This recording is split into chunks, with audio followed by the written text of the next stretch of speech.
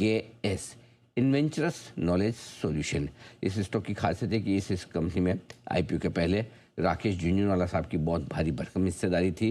फिर IPO भी आया, शायद उसके बाद उन्होंने हिस्सेदारी कुछ कम भी की।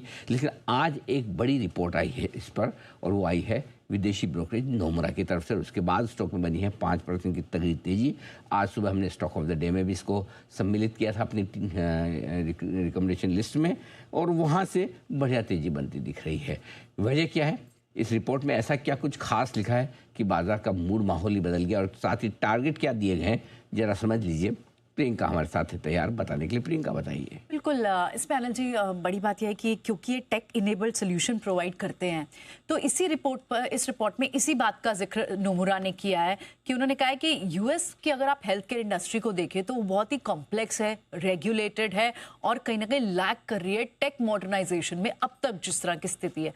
अब इन सब में और वहाँ पर लगातार एक कॉन्स्टेंट प्रेशर है हेल्थ केयर की कॉस्ट को रिड्यूस करने का, और साथ ही इसी वजह से एक enabled integrated core enablement platform जैसा IKS प्रोवाइड करता है, वो बिजनेस मॉडल काफी सक्सेसफुल यूएस के लिए आगे आने वाले समय में भी रहेगा, क्योंकि इससे सेफर, फास्टर और कॉस्ट एफिशिएंट सोल्यूशन प्रोवाइड कर पाएगी कंपनी।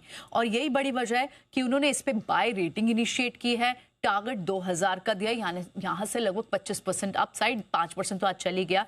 और उनका कहना है कि एक कॉम्प्रिहेंसिव वन स्टॉप प्लेटफॉर्म है जिसपे सारे तरह के सोल्यूशन, जितनी भी वहाँ की लीडिंग हेल्थ केयर हो, इंश्योरर्स हो, उनको मिल जाता है। और इसी प्लेटफॉर्म्स में in fact next generation tech capabilities भी हैं, और इसीलिए कंपनी में उन्हें लगता है कि आगे चल के बड़ा अपसाइड देखने को मिल सकता है। अपने ओल्ड रिलेशनशिप को, एग्जिस्टिंग रिलेशनशिप को, मार्की क्लाइंट्स के साथ रिलेशनशिप भी काफी स्ट्रॉन्ग कंपनी ने रखा हुआ है। आप अगर टॉप 5 और टॉप 10 क्लाइंट्स की अगर बात करें इनके FY22 से FY25 के दौरान, तो लगभग 19 से 20% तक की कैगर से ग्रो करा है उनके साथ इनका बिजनेस मॉडल भी, इनके रेवेन्यूज भी।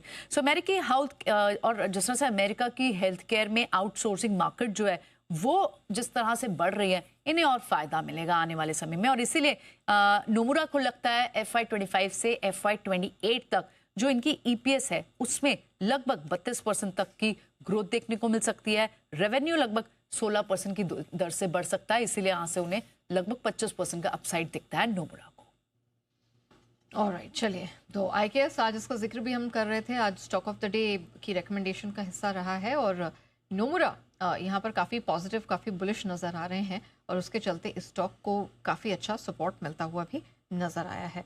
आइए